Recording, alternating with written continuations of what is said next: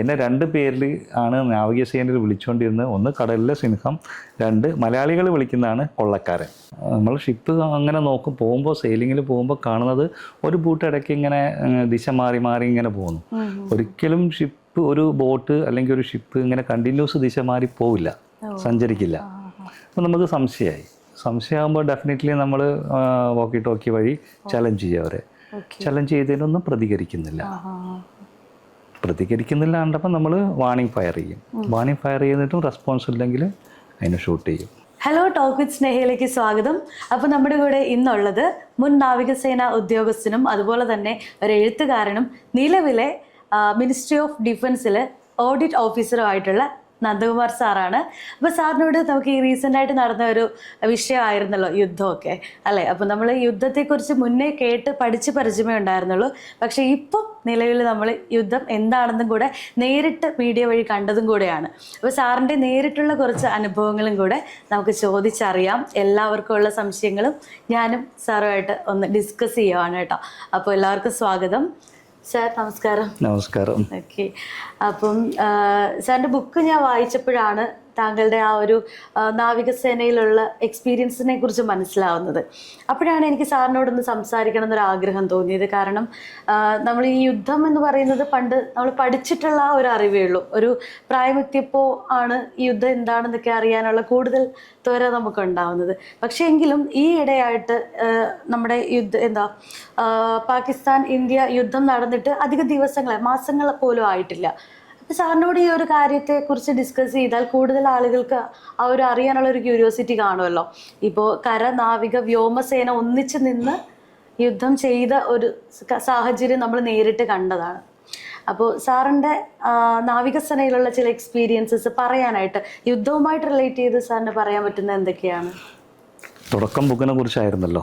അതെ അതെ. അപ്പം ഞാൻ ബുക്കുമെന്ന് തുടങ്ങാം. ഓക്കെ. ബുക്ക് എഴുതാൻ പ്രചോദനം ഉണ്ടായത് 2020 തൊട്ട് ഞാനൊരു നോവൽ എഴുതണം എന്നായിരുന്നു ആദ്യം വിചാരിച്ചത്. മുന്നേ ഒരു ചെറുകഥാ സമാഹാരങ്ങൾ എഴുതിയിട്ടുണ്ട്. പക്ഷെ അതൊക്കെ അന്നത്തെ രീതിയിൽ അത് കഴിയുകയും ചെയ്തു. പക്ഷേ ഈ ഗാങ്വേ എന്നുള്ള ബുക്കിലൂടെയാണ് ഞാൻ ഒരു എഴുത്തുകാരൻ എന്നുള്ള രീതിയിൽ ഫേമസ് ആയത്. അപ്പോൾ ആദ്യം നോവലായിരുന്നു തുടക്കം. പക്ഷേ എൻ്റെ തന്നെ നേവി എക്സ്പീരിയൻസ് ആയിരുന്നു ഞാൻ എഴുതാൻ ഉദ്ദേശിച്ചിരുന്നത്. കാരണം ആർമിയെക്കുറിച്ചും എയർഫോഴ്സിനെ കുറിച്ചും പലരും സിനിമയിലും പിന്നെ പല എഴുത്തുകളിലൂടെയും ഇപ്പം നിലവിലുണ്ട്. പക്ഷേ നേവീനെ കുറിച്ച് ആരും എഴുതിയതായിട്ട് ഞാൻ കേട്ടിട്ടില്ല, കണ്ടിട്ടുമില്ല, സിനിമയിലും ഇല്ല. അതുകൊണ്ടാണ് ഞാനൊരു നാവികസേനയെക്കുറിച്ച്, ഇപ്പം ഞാൻ നാവികസേനയിലായിരുന്നത് കൊണ്ടും എനിക്കത് എഴുതാൻ തോന്നിയതും ഒക്കെ അതുകൊണ്ടായിരുന്നു. പിന്നെ ഞാൻ ഞാൻ വലിയ യുദ്ധത്തിലൊന്നും പങ്കെടുത്തില്ല. ഒന്ന് IPKF, മറ്റേ LTT ഓപ്പറേഷൻ നടക്കുന്ന സമയത്ത് ഇന്ത്യൻ പീസ് കീപ്പിംഗ് ഫോഴ്സ് എന്ന് പറഞ്ഞിട്ട് നമ്മളെ ഇന്ത്യൻ ആംഡ് ഫോഴ്സ് ശ്രീലങ്കയിൽ ഡിപ്ലോയ് ചെയ്തിരുന്നു. അത് എന്തിനാ വെച്ചാൽ പീസ് കീപ്പ് ചെയ്യാൻ വേണ്ടിയിട്ടായിരുന്നു. അവിടെ ശ്രീലങ്കയിൽ നടന്നുകൊണ്ടിരിക്കുന്നത് LTT എന്ന് പറയുന്നത് ശ്രീലങ്കയിലുള്ള തമിഴ് വംശജരാണ്.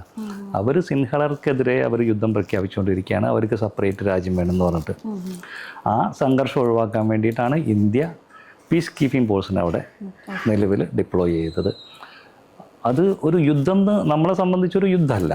പക്ഷേ ആ സമയത്താണ്, ആ ഒരു കാരണം കൊണ്ടാണ് LTT രാജീവ് ഗാന്ധി ആയിട്ട് ഒക്കെ നടന്നതും ഒക്കെ അതിനോടനുബന്ധിച്ചാണ്. അതങ്ങനെ ഒരു കഥ. പിന്നെ ഞാൻ സർവീസിലിരിക്കുമ്പോൾ നടന്നൊരു യുദ്ധമാണ് കാർഗിൽ യുദ്ധം. കാർഗിൽ യുദ്ധം എന്നത് പറഞ്ഞതും നമുക്കൊരു യുദ്ധം എന്ന് പറയാൻ പറ്റില്ല. അത് അവിടുന്ന് നമ്മളെ ഈ തണുപ്പ് കാലത്ത് ബോർഡറിലുള്ള മലനിരകളിൽ ട്രൂപ്സിനെ വിഡ്രോ ചെയ്യും. അപ്പോൾ ആ സമയത്താണ് പാകിസ്ഥാൻ സോൾജിയേഴ്സ് അവരെ ഇൻഫിൽറ്റേഴ്സ് വഴി അവിടുത്തെ ടെററിസ്റ്റുകളെയും കൂട്ടിയിട്ട് നമ്മളെ ബോർഡർ ക്രോസ് ചെയ്ത് മലയ്ക്ക് മുകളിൽ സ്ഥാനം പിടിച്ചത്. ഏതോ ആ സ്ഥലത്തുള്ള ഗ്രാമീണരാണ് ഇത് കണ്ടിട്ട് ആർമിക്ക് അവർ വിവരം കൊടുക്കുന്നത്. പെട്രോളിങ്ങിന് പോവുക പറഞ്ഞാൽ ഫസ്റ്റ് ഫോഴ്സ് ഡിപ്ലോയ് ചെയ്യുക 5-6 ആൾക്കാരായിരിക്കും ഡിപ്ലോയ് ചെയ്യുക. അവർ പോയി വരുന്നതും അവർക്കും ഈ സൂചന കിട്ടി. പക്ഷെ പോയി വരുന്നവർ മുകളിൽ നിന്നിരിക്കുന്ന ഈ ടെററിസ്റ്റ് എന്ന പട്ടാളക്കാർക്ക്, പാകിസ്ഥാൻ പട്ടാളക്കാർക്ക് താഴ്ത്തുനിന്ന് നമ്മളെ സോൾജേഴ്സ് കയറി വരുന്ന കാണാം. അവർ മുകളിൽ തന്നെ അവർ ഫയർ ചെയ്ത് അവരെ ഡിസ്ട്രോയ് ചെയ്യുന്നത്, നശിപ്പിക്കുകയാണ്. അങ്ങനെയാണ് നമുക്ക് തന്നെ സ്റ്റാർട്ടിങ്ങിൽ കാർഗിൽ യുദ്ധത്തിൽ ഭയങ്കര ബുദ്ധിമുട്ടായിരുന്നു. നമുക്കൊരു എയിമില്ലാത്ത ഫയറിംഗ് ആയിരുന്നു. കാരണം നമ്മൾ താഴ്ത്തുനിന്ന് എവിടെ ഇവർ ഇരിക്കുന്നതെന്ന് അറിയില്ല, ലൊക്കേഷൻ അറിയില്ല. പക്ഷെ അതേക്കാളുപരി അവർക്ക് നമ്മൾ കയറി വരുന്നത് കാണുകയും ചെയ്യാം, നമ്മളെ ഓൺ ദ സ്പോട്ടിൽ അവർക്ക് ഫയറിങ് ഷൂട്ട് ചെയ്യുകയും ചെയ്യാം. ആ ഒരു ഡിഫിക്കൽട്ടി ബുദ്ധിമുട്ടിൽ നിന്നുകൊണ്ടാണ് നമ്മൾ പിന്നെ ഫർദർ ആക്ഷൻ എടുക്കുന്നതും. പിന്നെ നമ്മൾ ഇസ്രായേലിൻ്റെ സഹായത്തോടു കൂടി GPS സിസ്റ്റം വഴിയൊക്കെ ലൊക്കേഷൻ ചെയ്ത് എയർഫോഴ്സിന് ഇറക്കിയതും അവരെ ഡിസ്ട്രോയ് ചെയ്തു. ഈ യുദ്ധമെന്ന് നമ്മളിപ്പോൾ മനസ്സിലാക്കിയത് കരനാവികസേന ഒന്നിച്ച് നിന്നിട്ടുള്ള ഒരു റെസ്പോൺസ് ഇവിടെ നിന്നുണ്ടായല്ലോ. അപ്പോൾ ആ സമയത്ത് സാർ അതിൽ പങ്കെടുക്കുകയുണ്ടായിട്ടില്ലേ? അതിപ്പോൾ നടന്നത് ഓപ്പറേഷൻ സിന്ദൂർ. അപ്പം ഞാൻ യൂണിഫോം സർവീസ് അല്ല ഇപ്പോൾ. ഞാൻ എൻ്റെ യൂണിഫോം 2000 അഴിച്ചു വെച്ചതാ. അന്ന് VRS കൊടുത്തിട്ട് യൂണിഫോം അഴിച്ചു വെച്ചു. ഞാൻ ഇപ്പോൾ സിവിൽ സർവീസിലാണ്, മിനിസ്ട്രി ഓഫ് ഡിഫൻസിൽ തന്നെ മിനിസ്ട്രിയൽ സ്റ്റാഫായിട്ടാണ്. ഇപ്പോൾ ഓഡിറ്റ് ഓഫീസർ നേവിയുടെ നാവികസേനയുടെ കൂടെ തന്നെയാണ് ഞാൻ. നമുക്ക് ആ യുദ്ധമായിട്ടുള്ള കണക്ഷൻ ഇപ്പം നേരിട്ട് കണക്ഷൻ അല്ല, ഇപ്പോൾ ഓഫീസിൽ ഇരുന്നുള്ള കണക്ഷൻ മാത്രമേ ഉള്ളൂ. യുദ്ധം പട്ടാളക്കാർ ചെയ്യുന്നു, പക്ഷെ നമ്മൾ അതിൻ്റെ ഒരു പാട്ടാണ്, ഭാഗമാണ്. ശരി ശരി. അപ്പോൾ നമ്മൾ ആ ബുക്കിനകത്തെ ഞാൻ കണ്ടിരുന്നു, കപ്പലിൽ ഇങ്ങനെ വെടിവെച്ച് കത്തിച്ചിരുന്ന ഒരു എക്സ്പീരിയൻസ് ഉണ്ടായി എന്ന് പറഞ്ഞില്ലേ? അപ്പോൾ അതെന്തായിരുന്നു ആ എക്സ്പീരിയൻസ്? അത് LTT ലീഡർ പ്രഭാകരൻ കേട്ടിട്ടുണ്ടോ? അറിയില്ലേ? അറിയില്ല. അന്ന് LTTയുടെ ലീഡറായിരുന്നു പ്രഭാകരൻ എന്ന് പറയുന്നത്, ഒരു തമിഴ് വംശജൻ, ശ്രീലങ്കയിലുള്ള. അയാളുടെ സന്തത സഹചാരിയായിരുന്നു കിട്ടു. അപ്പോൾ കിട്ടു ഒരു ബോട്ടിൽ, കിട്ടു എന്നുള്ള ഒരു നെസ്റ്റ്, പ്രഭാകരൻ്റെ നെസ്റ്റ്, അവർ ബോട്ടിലൂടെ ബേ ഓഫ് ബംഗാൾ വഴി, അവർക്ക് എളുപ്പം ശ്രീലങ്കേൻ്റെ തൊട്ടടുത്താണ്. ഇപ്പോൾ രാമേശ്വരത്ത് നിന്ന് നോക്കിക്കഴിഞ്ഞാൽ നമുക്ക് ശ്രീലങ്കേൻ്റെ വാല് കാണാൻ പറ്റും. നമുക്ക് തോന്നും സ്വിം ചെയ്ത് കഴിഞ്ഞാൽ അവിടെ എത്തുമെന്ന്, പക്ഷെ കുറച്ച് ദൂരം സ്വിം ചെയ്ത് പോകുന്ന ആൾക്കാരുണ്ട്. അപ്പോൾ അവിടുന്ന് നമ്മൾ ഷിപ്പ് അങ്ങനെ പോകുമ്പോൾ സെയിലിങ്ങിൽ പോകുമ്പോൾ കാണുന്നത് ഒരു ബോട്ട് ഇടയ്ക്ക് ഇങ്ങനെ ദിശ മാറി മാറി ഇങ്ങനെ പോകുന്നു. ഒരിക്കലും ഒരു ബോട്ട് അല്ലെങ്കിൽ ഒരു ഷിപ്പ് ഇങ്ങനെ കണ്ടിന്യൂസ് ദിശ മാറി പോവില്ല, സഞ്ചരിക്കില്ല. അപ്പോൾ നമുക്ക് സംശയമാകുമ്പോൾ ഡെഫിനറ്റ്ലി നമ്മൾ വോക്കി ടോക്കി വഴി ചലഞ്ച് ചെയ്യുക. അവരെ ചലഞ്ച് ചെയ്തതിനൊന്നും പ്രതികരിക്കുന്നില്ല കണ്ടപ്പോൾ നമ്മൾ വാണിംഗ് ഫയർ ചെയ്യും. വാണിംഗ് ഫയർ ചെയ്തിട്ടും റെസ്പോൺസ് ഇല്ലെങ്കിൽ അതിനെ ഷൂട്ട് ചെയ്യും, കുറച്ചും കൂടി ക്ലോസ് ചെയ്തിട്ട് ഷൂട്ട് ചെയ്യും. അതിന് ശേഷമാണ് നമ്മളെ രാജീവ് ഗാന്ധി അതൊക്കെ ഉണ്ടായത്. പിന്നെ കുട്ടിക്കാലം തൊട്ടേ ഫോഴ്സിലേക്ക് വരണം എന്നൊരാഗ്രഹം ഉണ്ടായിരുന്നോ? ഞാൻ പ്രീ ഡിഗ്രി കഴിഞ്ഞപ്പോൾ, ഇപ്പോൾ +2, അന്ന് ഞാനൊക്കെ പഠിച്ചപ്പോൾ പ്രീ ഡിഗ്രി ആയിരുന്നു. പ്രീ ഡിഗ്രി കഴിഞ്ഞിട്ട് NDA ടെസ്റ്റ് എഴുതാൻ, നാഷണൽ ഡിഫൻസ് അക്കാഡമിയുടെ ടെസ്റ്റ് എഴുതാൻ വേണ്ടിയിട്ട് ഞാൻ എറണാകുളത്തേക്ക് വരിക, കൊച്ചിക്ക് വരിക. മഹാരാജാസ് കോളേജിലായിരുന്നു ടെസ്റ്റ്. അപ്പോൾ എന്നെ കൂട്ടി വന്നത്, എന്നെ ഒറ്റയ്ക്ക് വിടാൻ പറ്റില്ലല്ലോ, ചെറിയ കുട്ടിയല്ലേ. എൻ്റെ അമ്മയുടെ ആങ്ങള അമ്മാവൻ്റെ കൂടെയാണ് ഞാൻ വരുന്നത്. അപ്പോൾ നാളെ പരീക്ഷ തുടങ്ങുമ്പോൾ ഇന്ന് വൈകുന്നേരം ഞങ്ങൾ അന്നത്തെ സുഭാഷ് പാർക്ക്, ഇപ്പോഴാണ് മറൈൻ ഡ്രൈവ് ഒക്കെ ആയത്, സുഭാഷ് പാർക്കിൽ പോയി ഇരിക്കുമ്പോൾ അക്കരെ, കായലിൻ്റെ അക്കരെ സൈഡിൽ മെർച്ചൻ്റ് ഷിപ്പൊക്കെ ഇങ്ങനെ നങ്കൂറിട്ട് കിടക്കുന്ന കാണാം. അപ്പം എൻ്റെ മനസ്സിലിങ്ങനെ തോന്നിയ അന്നത്തെ ഒരു ചോദ്യമാണ്, ഞാൻ ആ ബുക്കിൽ എഴുതിയിട്ടുണ്ട്, ഇതിലൊക്കെ എന്നെങ്കിലും കയറാൻ പറ്റുമോ എന്നുള്ള ഒരു ചിന്ത, അങ്ങനെ ഒരു ഭാഗ്യം ഉണ്ടാവുമോ എനിക്ക്, അന്ന് തുടങ്ങിയ ഒരു ചിന്തയാണ്. മറൈൻ ഡ്രൈവ് സുഭാഷ് പാർക്ക് ഒരു ചിന്ത. പക്ഷെ അതിന് ശേഷം കാലങ്ങളിലൂടെ അത് സത്യമായിട്ട് വന്നു ആ ചിന്ത. പിന്നെ നേവൽ ഷിപ്പിലായി. ശരിക്കും പറഞ്ഞാൽ ആ ഒരു നോട്ടത്തിൽ അല്ലെങ്കിൽ അത്രയും തീവ്രമായിട്ട് ആഗ്രഹിച്ചല്ലേ ആ സമയത്ത്? ശരിക്ക് നമ്മളൊരു കാര്യം സത്യസന്ധതയോടെ നമ്മൾ സ്ട്രോങ് ആയിട്ടൊരു തീരുമാനം എടുത്തു കഴിഞ്ഞാൽ ഓട്ടോമാറ്റിക്കലി അണിയറയിൽ അതിൻ്റെ സാഹചര്യങ്ങൾ ഒരുങ്ങുകയാണ് അവിടെ. പ്രകൃതി പോലും നമ്മളെ സപ്പോർട്ട് ചെയ്യുന്നതാണ്. അത് എൻ്റെ ലൈഫ് എനിക്ക് അങ്ങനെ ഒരു സംഭവം ഉണ്ടായി. ഒരു സംഭവമല്ല, പല സംഭവങ്ങളും. ഇപ്പോൾ ഇപ്പോഴത്തെ കുട്ടികളെ ഫോഴ്സിലേക്ക് ആകർഷിക്കണം എന്നാണോ, അതല്ലെങ്കിൽ? എൻ്റെ പേഴ്സണലായിട്ടുള്ളൊരു അഭിപ്രായം കൂടിയാണ്. കാരണം ഒരുവിധം എല്ലാ രാജ്യങ്ങളിലും, ഇപ്പോൾ ഇസ്രയേൽ ആണെങ്കിലും ഇറ്റലി ആണെങ്കിലും യൂറോപ്യൻ യൂണിയൻ രാജ്യങ്ങളാണെങ്കിലും 18 വയസ്സ് കഴിഞ്ഞ ആൺകുട്ടികളും പെൺകുട്ടികളും മിലിറ്ററി ട്രെയിനിങ് നടത്തുന്നുണ്ട്. അവർക്കൊക്കെ എന്ന് പറഞ്ഞാൽ ജനസംഖ്യ കുറവാണ്. ഇപ്പോൾ ഫുൾ യൂറോപ്യൻ യൂണിയൻ്റെ സ്ട്രെങ്ത്തിനേക്കാളും കൂടുതൽ ഏകദേശം ഇന്ത്യയിലുണ്ടാവും ചിലപ്പോൾ. പക്ഷേ ഇന്ത്യയിൽ അങ്ങനെ ഒരു സിറ്റുവേഷൻ ഇല്ല. ഇതിൽ മിലിറ്ററിയിലുള്ളവർ മാത്രമേ മിലിറ്ററിയിലുള്ളൂ. പക്ഷേ പാകിസ്ഥാനും ഇന്ത്യയും വെച്ചിട്ട് കമ്പയർ ചെയ്യുമ്പോൾ അവർക്കൊരു 6 ലക്ഷം സോൾജേഴ്സ് ഉണ്ടാവും. പക്ഷേ നമുക്കൊരു 21 ലക്ഷത്തിലും മേലെ പട്ടാളക്കാരുണ്ടാകും നമുക്ക്, 3 ഫോഴ്സും കൂടിയിട്ട്. അപ്പം ഈ യുദ്ധം ഇപ്പോൾ ഈ റീസെൻ്റായിട്ട് നടന്ന യുദ്ധ സമയത്ത് ആ ഏരിയയിലുള്ള ആൾക്കാരെ സുരക്ഷിതമാക്കി വെക്കാനായിട്ട് ഒരുപാട് മുന്നൊരുക്കങ്ങളൊക്കെ നടത്തിയിരുന്നില്ലേ? ഏതൊരു യുദ്ധത്തിനും മുന്നൊരുക്കം നടത്തണം. നമുക്ക് അന്ന് പൽഹാം ആക്രമണം കഴിഞ്ഞിട്ട് ഒരു യുദ്ധം വെറുതെ ചെയ്യണമെന്ന് വെച്ചാൽ നമുക്ക് നേരിട്ട് പോയി യുദ്ധം ചെയ്യാം. പക്ഷേ അതല്ല, നമ്മുടെ എല്ലാ ബാക്ക്ഗ്രൗണ്ടുകളും സേഫ്റ്റി അറേഞ്ച്മെൻറ്റും എല്ലാം ചെയ്ത് കഴിഞ്ഞിട്ട് വേണം നമുക്കൊരു യുദ്ധം തുടങ്ങണമെന്നുണ്ടെങ്കിൽ. അതുകൊണ്ട് തന്നെ അവരുടെ ഒരു മിസൈലോ ഡ്രോണുകളോ ബോർഡർ ക്രോസ് ചെയ്ത് വന്നിട്ടില്ല. വായുവിൽ നമ്മൾ അതിർത്തി ക്രോസ് ചെയ്യുന്നതിന് മുമ്പ് അതിനെ തകർത്ത് കളയും. പക്ഷെ ആ മുന്നൊരുക്കങ്ങൾ ഉള്ളതുകൊണ്ടാണ്. അല്ലെങ്കിലോ നമുക്ക് പറയാൻ പറ്റില്ല, അത് നേരെ വന്ന് നമ്മളെ തന്നെ ഹിറ്റ് ചെയ്യും. പിന്നെ ബുക്ക് എഴുതുക സാഹിത്യപരമായിട്ടുള്ള വാസന കുട്ടിക്കാലത്ത് തന്നെ ഉണ്ടായിരുന്നിരിക്കണമല്ലോ. ഞാൻ 7ാം ക്ലാസ് പഠിക്കുമ്പോൾ ഒരു കുറ്റാന്വേഷണ നോവല് 10 പേജാണെങ്കിലും എഴുതിയിട്ടുണ്ട്. അതെന്താ വെച്ചാൽ പണ്ടൊക്കെ മലയാള മനോരമ വീക്കിലി ഉണ്ടാവും, ആഴ്ചയിൽ വരുന്നത്. അതിൽ ഈ കോട്ടയം പുഷ്പനാഥിൻ്റെ ഡിക്റ്റേറ്റീവ് നോവൽ വായിക്കാൻ വേണ്ടി എല്ലാ ആഴ്ചയും കാത്തിരിക്കും ശനിയാഴ്ചകളിൽ. അങ്ങനെ വായിച്ച് അതിൻ്റെ പ്രചോദനം നേടി ഡിക്റ്റേറ്റീവ് നോവലാണ് തുടക്കം 7ാം ക്ലാസ് പഠിക്കുമ്പോൾ. അതൊരു നോവൽ എന്നോ ഒന്നും പറയാൻ പറ്റില്ല, എന്തൊക്കെയോ ഒരു 10 പേജുള്ളൊരു. അത് ഞാൻ തന്നെ വായിച്ചുള്ളൂ. കുറേ കാലം എൻ്റെ കയ്യിലുണ്ടായിരുന്നു, ആർക്കും കൊടുത്തിട്ടൊന്നുമില്ല. പക്ഷേ കുട്ടിക്കാലത്ത് 10 പേജ് എഴുതിയുള്ളൂ, അത് മാറ്റിവെച്ചു ഒറ്റയ്ക്ക് വായിച്ചുള്ളൂ. പക്ഷെ ഇപ്പം 3ഓളം ബുക്കുകൾ സാർ എഴുതിയല്ലോ. അതിൽ ഏറ്റവും ലാസ്റ്റ് ആയിട്ട് വന്നതാണ് അതാണ് വൈറലായിട്ടുള്ളത്. അതാണ് വൈറലായി. അതിനാണ് എനിക്ക് 2 അവാർഡ് കിട്ടിയത്. അതെ അല്ലേ? ഏതൊക്കെ അവാർഡുകളാണ്? ഒന്ന് JC ഡാനിയലിന്റെ സാഹിത്യപൂർവ്വ പുരസ്കാരം, ഒന്നൊരു നാഷണൽ ഡോക്ടർ BR അംബേദ്കർ പുരസ്കാരം, നാഷണൽ ഫെലോഷിപ്പ് അവാർഡ്. അതെ, ആ ബുക്ക് വായിച്ചപ്പം ശരിക്കും ഒരു നാവികന്റെ ആ ലെവലിൽ നിന്ന് നമുക്ക് വായിക്കാൻ പറ്റും. ഞാൻ എക്സ്പീരിയൻസ് ചെയ്തതാണല്ലോ. ഞാൻ ആ ബുക്ക് വായിച്ചു.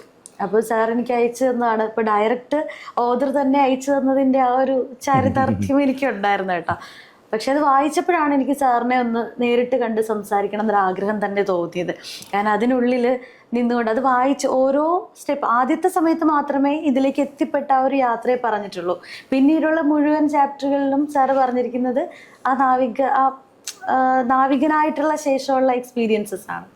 അപ്പോൾ അത് വായിച്ചപ്പോഴാണ് എനിക്ക് ഇത്രയും അധികം ഇമ്പോർട്ടൻസ് നാവികസേനയ്ക്കുണ്ട്.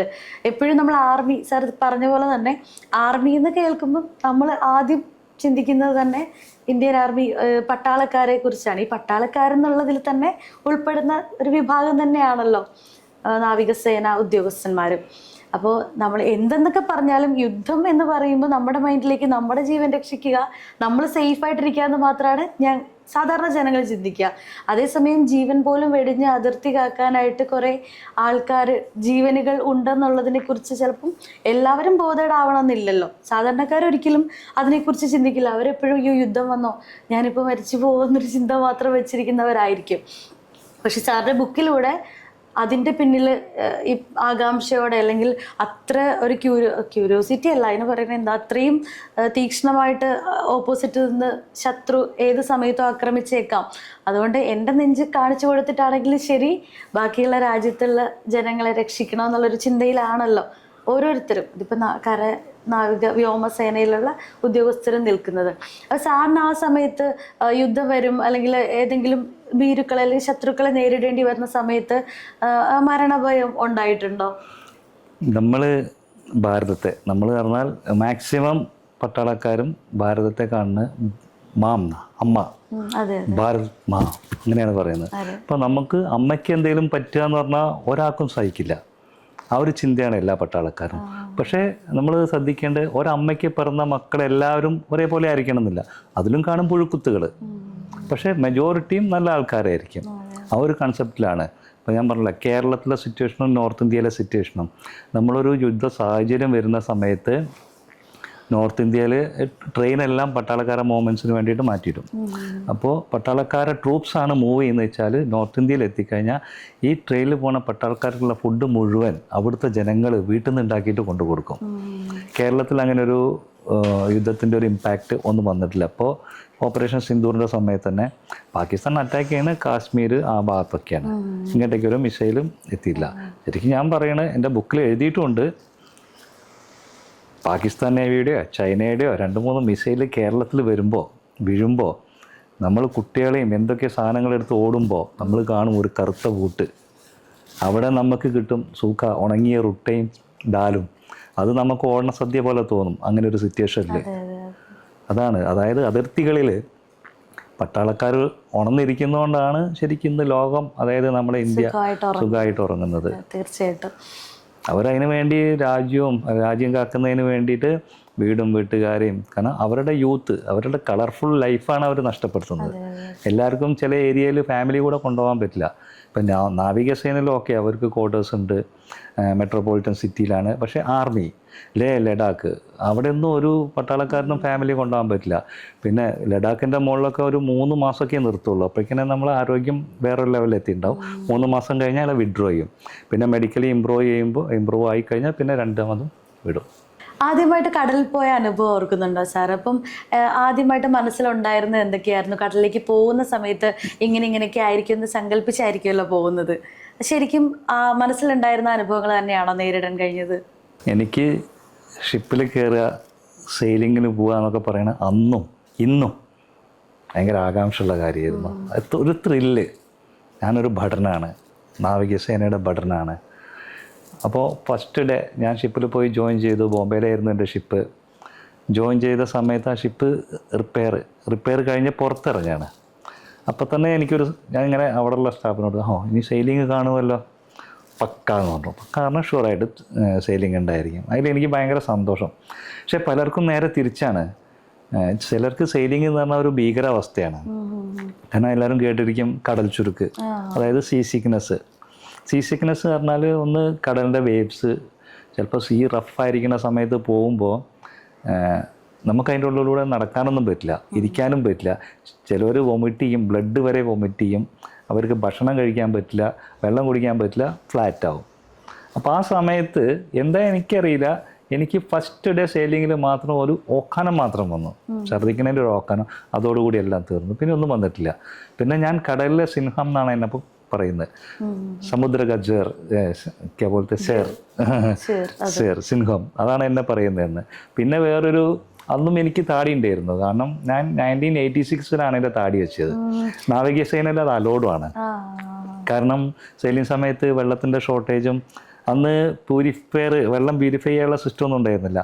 ഹാർബറിൽ കിട്ടുന്ന വെള്ളം മാത്രം അതിൽ ലോഡ് ചെയ്യുക.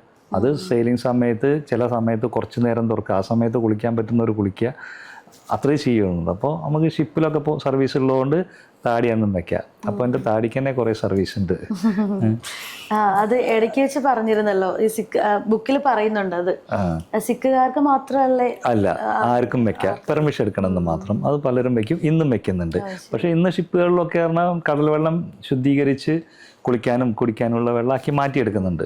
അന്നതൊന്നും ഉണ്ടായിരുന്നില്ല. അപ്പോൾ ഇന്ന് അത്ര തന്നെ വെള്ളത്തിന് ക്ഷാമമൊന്നുമില്ല, പക്ഷെ അന്ന് നല്ല ക്ഷാമം ഉണ്ടായിരുന്നു. അപ്പോൾ ആ ഫസ്റ്റ് എൻ്റെ ആ ഓക്കാനത്തോടു കൂടി ഞാൻ ക്ലിയറായി. അതിന് ശേഷം എനിക്കൊരു കടൽച്ചുരുക്കം ഉണ്ടായിട്ടില്ല. എന്നെ 2 പേരിൽ ആണ് നാവികസേനയിൽ വിളിച്ചുകൊണ്ടിരുന്നത്. ഒന്ന് കടലിലെ സിംഹം, 2 മലയാളികൾ വിളിക്കുന്നതാണ് കൊള്ളക്കാരൻ.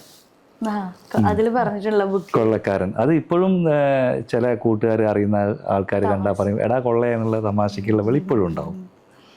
അതിന് എന്തെങ്കിലും എക്സ്പീരിയൻസ് ഉള്ളതാണ്? എന്താണ് അങ്ങനെ പേര്?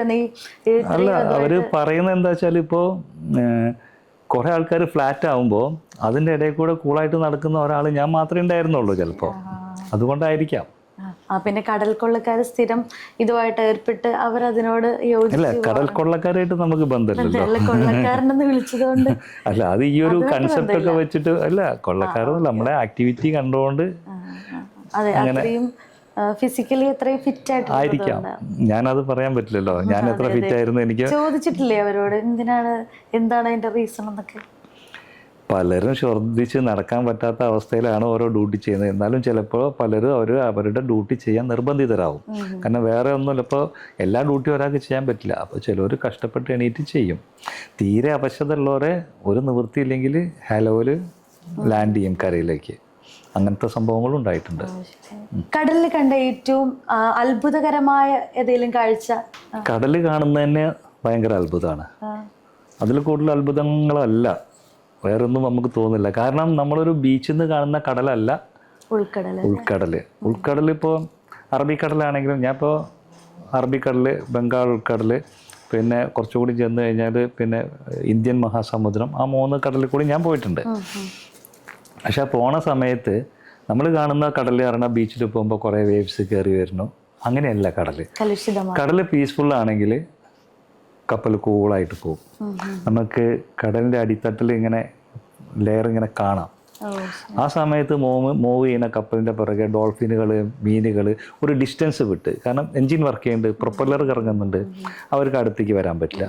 അവർ ഫോളോ ചെയ്തുകൊണ്ടിരിക്കും. ചിലപ്പോൾ ബ്രെഡൊക്കെ നമ്മൾ ഇട്ട് കൊടുത്താൽ, ഭക്ഷണമൊക്കെ ഇട്ട് കൊടുത്തു കഴിഞ്ഞാൽ അവർ കഴിക്കും. അതൊക്കെ ആണ് ഒരു ഇൻട്രസ്റ്റിങ്. ഇപ്പോഴത്തെ സ്ഥിതിയിലാണെങ്കിൽ എനിക്ക് എന്തെങ്കിലുമൊക്കെ വരും, കവിതകളൊക്കെ സുഖമായിട്ട് വരും. പക്ഷെ അന്ന് അതിനുള്ള അവസ്ഥയല്ലായിരുന്നു. ഉദ്യോഗസ്ഥന്റെ അതിൻ്റെതായിട്ടുള്ള അന്ന് റെസ്പോൺസിബിലിറ്റി കൂടുതലായിരുന്നു, റെസ്റ്റ് കുറവായിരുന്നു. അങ്ങനെ അല്ലാതെ അത്ഭുതകരമായ കാഴ്ച വേറെ ഒന്നുമല്ല, ഈ കാണുന്ന തന്നെ അത്ഭുതം തന്നെയാണ്. അല്ല, കടലുമായിട്ട് ബന്ധപ്പെട്ട് ഫിസിക്സിൽ പറയുന്ന ചില പ്രതിഭാസങ്ങളുണ്ടല്ലോ, അതാണ് ഞാൻ വേറെ പ്രതിഭാസങ്ങളൊന്നും ഞാൻ കണ്ടിട്ടില്ല.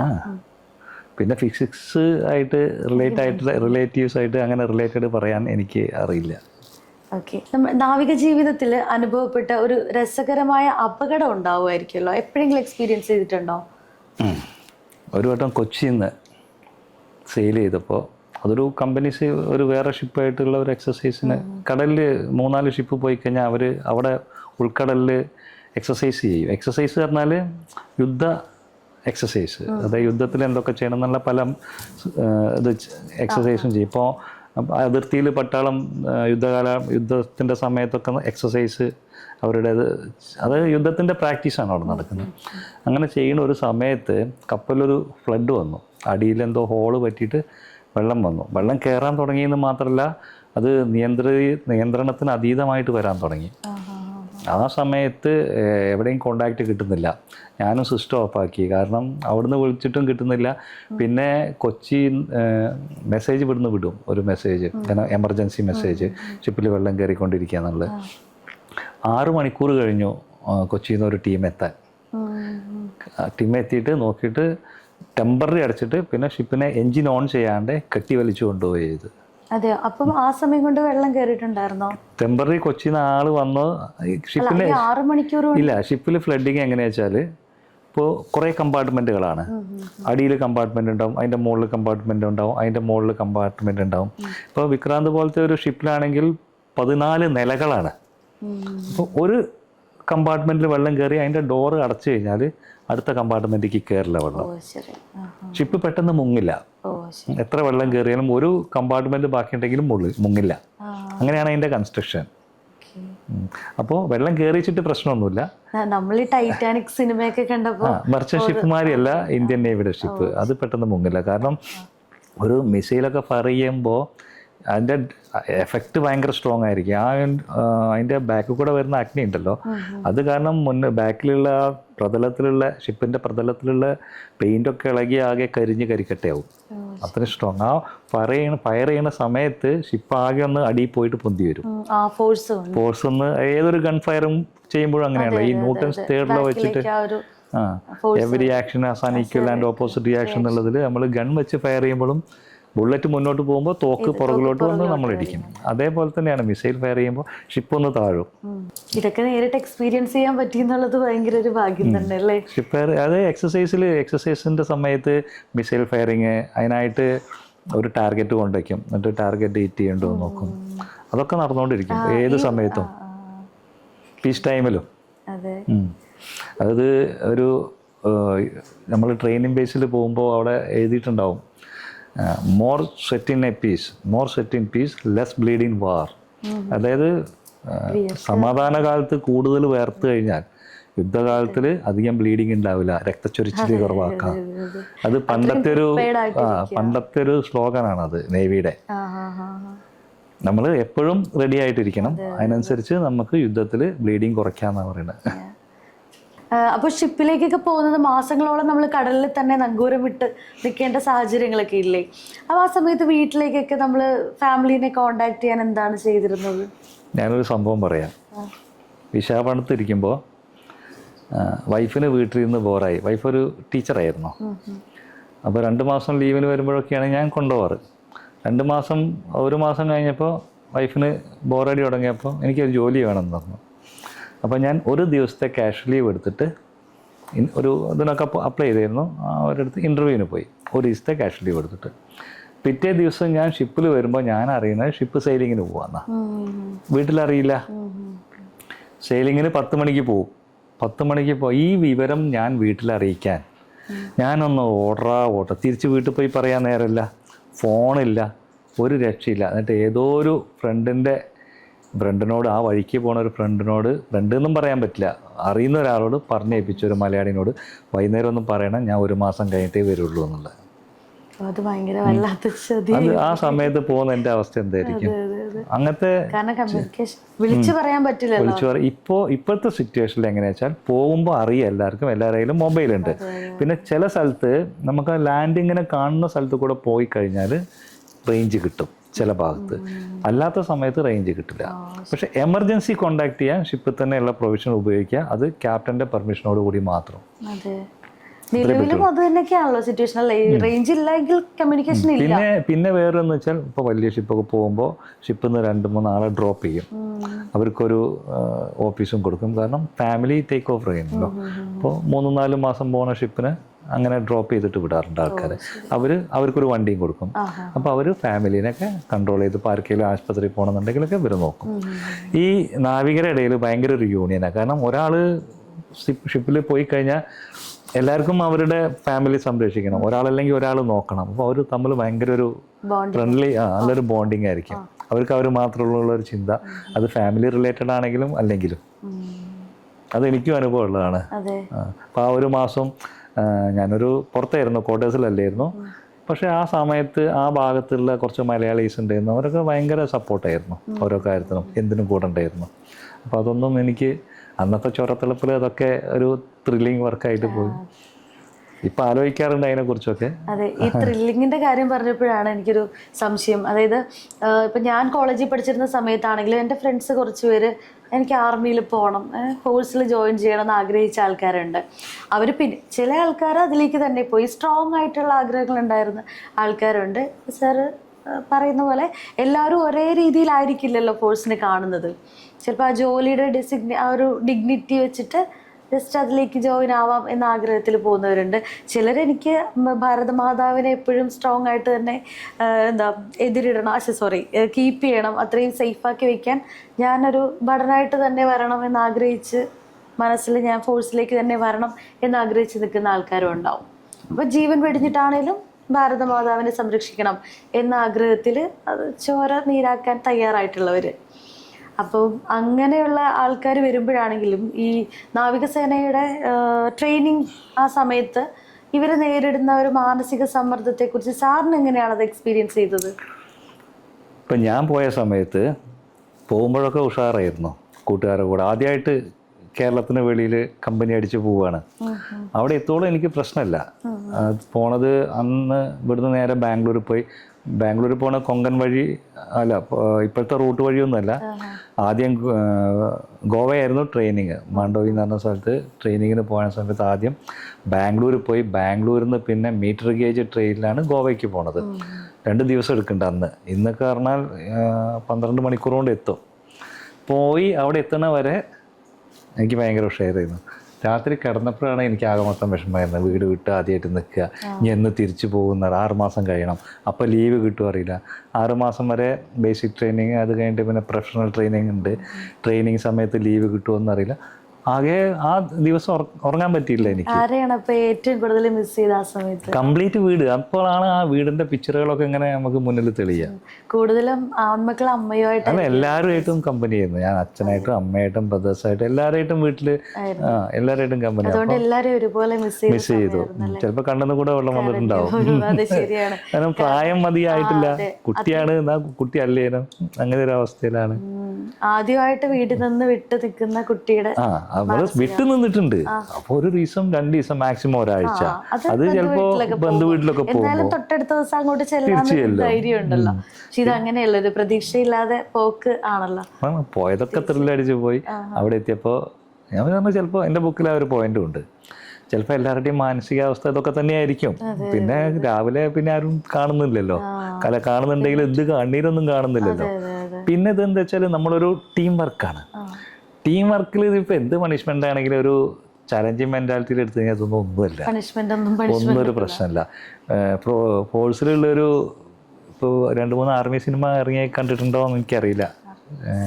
അപ്പോൾ അതിലൊക്കെ പണിഷ്മെന്റ് പറഞ്ഞാൽ ഫ്രോഗ് ജമ്പ്, തവളച്ചാട്ടം എന്ന് പറഞ്ഞിട്ടാണ് ഇവർ കണ്ടമാനം പണിഷ്മെന്റ് തരാം. പിന്നെ ഇങ്ങനെ റൈഫിൾ പൊക്കി പിടിച്ചിട്ട് ഓടാൻ പറയാ, അതൊക്കെ ത്രില്ലായിട്ട് ചെയ്യും. അങ്ങനെയൊക്കെ ഒരു ഒത്ത പട്ടാളക്കാരനെ നമുക്ക് വാർത്തെടുക്കാൻ പറ്റുള്ളൂ ഫിസിക്കലി. അതിലും വലിയ ട്രെയിനിങ് ആണ് പിന്നെയും കമാൻഡോ ട്രെയിനിങ് വരുമ്പോൾ അവരെ ചോര നീരാക്കിയിട്ട് തന്നെ അവരെ ഒരു വാർത്തെടുക്കണം. മെന്റലി ആൻഡ് ഫിസിക്കലി ഒരേപോലെ സ്ട്രോങ് ആവണം. അപ്പൊ നിങ്ങളുടെ ഭക്ഷണ രീതികളൊക്കെ അത് ആയിട്ട് ബന്ധപ്പെട്ട് തന്നെ ക്രമീകരിച്ച രീതിയാണോ? ക്രമീകരിച്ച രീതി എന്ന് പറഞ്ഞാൽ കേരള സ്റ്റൈൽ ഫുഡ് അല്ല. അത് വല്ലപ്പോഴും ഇപ്പോ കിട്ടുന്നുണ്ട് പറയുന്നത്. സൺഡേസിലൊക്കെ ദോശ, ഇഡ്ഡലി ഒക്കെ കിട്ടും. പണ്ട് സ്ഥിരം കേട്ടിട്ടുള്ളതാണ് ചപ്പാത്തി, ദാൽ കറി. അത് ആർമിയില്. നേവിയില് കുറച്ച് ബ്രെഡ് കിട്ടും, ഇടയ്ക്ക് ബ്രെഡ് കിട്ടും. ബ്രെഡ് എന്ന് പറഞ്ഞാൽ നമ്മുടെ സാധാരണ റൊട്ടി, നമ്മള് മോഡേൺ ബ്രെഡ് തന്നെ. അന്ന് ആ കള്ളിപ്പുള്ളിയുള്ള ഒരു കവറാണ് മോഡേൺ ബ്രെഡിന്റെ. അത് വരും. ഉച്ചയ്ക്ക് ചോറ് തന്നെ, വൈകുന്നേരം ചപ്പാത്തിയോ ചോറോ ഏതും ഉണ്ട്, രണ്ടും ഉണ്ടാവും. പിന്നെ ആദ്യമൊന്നും നമുക്ക് ഈ ഡാലൊക്കെ ഞാൻ നേവിയിൽ ചേർന്നിട്ടാണ് ഈ കഴിക്കാൻ തുടങ്ങണത് തന്നെ. അത് മുന്നേ എനിക്ക് അറിയില്ല അതൊന്നും. വീട്ടിൽ നമ്മൾ സാമ്പാറും അതൊക്കെ കഴിച്ചിട്ടുള്ള ശീലമല്ലേ ഉള്ളൂ. ആദ്യത്തെ 2-3 ദിവസം ഭക്ഷണം കഴിക്കാൻ കുറച്ച് ബുദ്ധിമുട്ടി, പിന്നെ അതങ്ങോട്ട് ശീലമായി മാറും. ഇപ്പോൾ ഡാൽ ഫ്രൈ എന്നൊക്കെ പറഞ്ഞു കഴിഞ്ഞാൽ എപ്പോഴും ഭയങ്കര ഇഷ്ടമാണ്. അത് നമുക്ക് ശീലമായി. പിന്നെ നമ്മുടെ ഭക്ഷണം അതായി മാറി. നല്ലതുമാണ്. പിന്നെ അവർ തരുന്ന ഭക്ഷണം നല്ല സാധനങ്ങളാണ്, ശരീരത്തിന് നല്ല സാധനങ്ങളാണ്. പക്ഷെ നമുക്കത് കഴിച്ച് ശീലമില്ലാത്തതുകൊണ്ടും ഇറങ്ങില്ല. പിന്നെ ഈ നാവികസേനയിൽ ജോലി ചെയ്യുമ്പോൾ നമ്മുടെ ഷിപ്പിൽ തന്നെ ആയിരിക്കുന്ന സമയത്ത് ഏതെങ്കിലും രാജ്യം വിട്ട് രാജ്യത്തേക്ക് നമുക്ക് പോകേണ്ടി വരും. ഇടയ്ക്കിടയ്ക്ക് ക്രൂസ് എന്നാണ് അതിന് പറയാ. മലേഷ്യ, സിംഗപ്പൂർ, ഏത് രാജ്യത്തേക്കും പോകും. ദുബായ്, സൗദി, എല്ലാ രാജ്യത്തേക്കും പോകും വലിയ ഷിപ്പ്. അപ്പൊ ഈ രാജ്യം വിട്ട് വേറൊരു രാജ്യത്തേക്ക് പോയിട്ട് ഏതെങ്കിലും സാഹചര്യത്തിൽ തിരിച്ചു വരാൻ പറ്റുമോ? എന്തെങ്കിലും തടസ്സങ്ങൾ നേരിട്ടിന് ഞാൻ തിരിച്ചില്ല. അങ്ങനെ വരുമ്പോൾ അത് ഫ്രണ്ട്ലി വിസിറ്റ് ആണ്. നമുക്ക് ഇവിടുന്ന് ഇന്ത്യൻ ബോർഡർ ക്രോസ് ചെയ്താൽ പിന്നെ ഫോറിൻ അലവൻസ് ആണ് നമുക്ക് ശമ്പളമായിട്ട് വരിക. അലവൻസ് വേറെ കിട്ടും. ശരി. പിന്നെ എൻ്റെ ഒരു എക്സ്പീരിയൻസ് ആണ്, എൻ്റെ കൂടെ പഠിപ്പിച്ചിരുന്ന ഒരു ടീച്ചറിൻ്റെ ഹസ്ബൻഡ് നേവിയിലാണ്, ഇതുപോലെ ഷിപ്പിലാണ്. ഷിപ്പിലിപ്പം ഇടയ്ക്ക് പുള്ളിക്കാരത്തി പറയാറുണ്ട്, ഇപ്പോൾ ഒരാഴ്ചയായി കോണ്ടാക്ട് ചെയ്തിട്ട് ഇന്ന സ്ഥലത്ത് പോയിരിക്കുകയാണ്. ഇപ്പം ഇങ്ങനെ മിസ്റ്റോ അല്ല മറ്റേ എന്താ പറയണ, ഈ കടലിൻ്റെ ഉള്ളിൽ ഐസൊക്കെ ഉണ്ടാവുമല്ലോ, അങ്ങനെ ഐസ് ക്രിയേറ്റ് ആയേക്കുന്നത് കൊണ്ട് ഷിപ്പിനെ അവിടെ പിടിച്ചിട്ടിരിക്കുക, അല്ലെങ്കിൽ അവിടെ നങ്കൂരം ഇട്ടിരിക്കുകയാണ്. അതാണ് ലാസ്റ്റ് അറിഞ്ഞ ആ ഒരു റെസ്പോൺസ്. ഹസ്ബൻഡ് അയച്ചേക്കുന്ന മെസ്സേജിൽ ലാസ്റ്റ് വന്നേക്കുന്ന അതാണ്. അപ്പോൾ അന്നേരം വീട്ടിലിരിക്കുന്ന ഫാമിലിയിലുള്ള മെമ്പേഴ്സിന് ടെൻഷൻ ആയിരിക്കുമല്ലോ, ഇനി എന്തെങ്കിലും അപകടം സംഭവിക്കുമോ, തിരിച്ചെത്തുമോ, അങ്ങനെയുള്ള. ഇല്ല, ഇപ്പോഴത്തെ ഷിപ്പിൽ എന്നൊക്കെ പറഞ്ഞു കഴിഞ്ഞാൽ എല്ലാം റഡാർ ക്ലിയറാണ്. നമുക്ക് റഡാറിലൂടെ എല്ലാം കാണാം. ഇനി അവിടെ ഐസ് ഉണ്ടെങ്കിലും ഒരു മെറ്റൽ കഷ്ണം ഉണ്ടെങ്കിലും നമുക്ക് കാണാൻ പറ്റും എന്തെങ്കിലും എന്താണെന്നുള്ളത്. ഇപ്രാവശ്യം ഓപ്പറേഷൻ സിന്ദൂറിൽ നാവികസേന റെഡി ആണെങ്കിലും അവർക്ക് ഓർഡർ കിട്ടിയില്ല. പക്ഷെ അവർ ഇപ്പോൾ പലരും പറഞ്ഞത് എന്താ വെച്ചാൽ, നമുക്ക് കറാച്ചി ഹാർബർ വിസിബിൾ ആയിരുന്നു. വിസിബിൾ പറഞ്ഞാൽ അവരുടെ ഷിപ്പൊന്നും പുറത്ത് വന്നിട്ടില്ല, പക്ഷെ നമുക്കത് കറക്റ്റ് വിസിബിൾ ആയിരുന്നു. ഓർഡർ മാത്രം കിട്ടിയില്ല എന്നുള്ള. പക്ഷെ ഇവിടെ ന്യൂസിലൊക്കെ പറഞ്ഞിരുന്നു കറാച്ചി ഹാർബർ അറ്റാക്ക് ചെയ്തു, പക്ഷെ ഇല്ല, സംഭവിച്ചില്ല.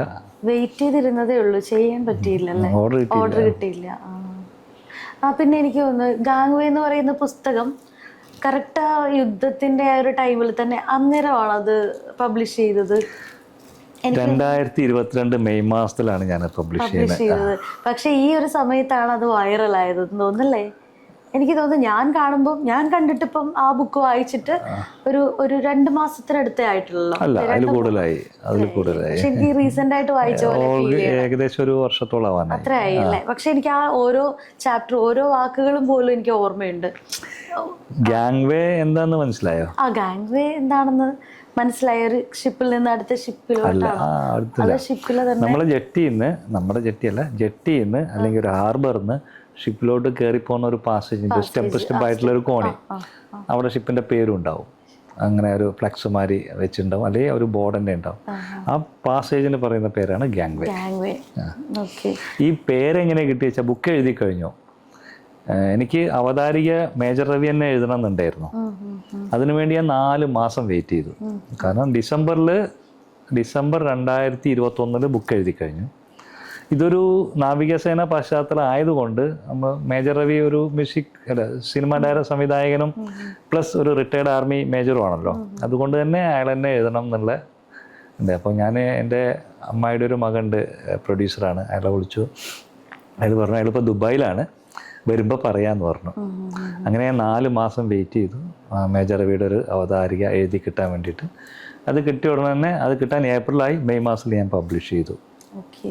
2022 ബുക്കാണ്. 2022 ബുക്കാണ് ഞാൻ റീസെന്റ് ആയിട്ട് വായിച്ചു. ഇപ്പൊ ഒരു 3-4 ബുക്കും കൂടി ഇനി ബാക്കിയുള്ളൂ എൻ്റെ കയ്യിൽ. എഴുതി വെച്ചിരിക്കുകയാണ് പബ്ലിഷ് ചെയ്യാൻ വേണ്ടിട്ട്. അല്ലല്ല, ഗ്യാങ് വേനെ 2-3 കുറച്ച് ബാക്കിയുണ്ട്, അതങ്ങനെ നിൽക്കട്ടെ.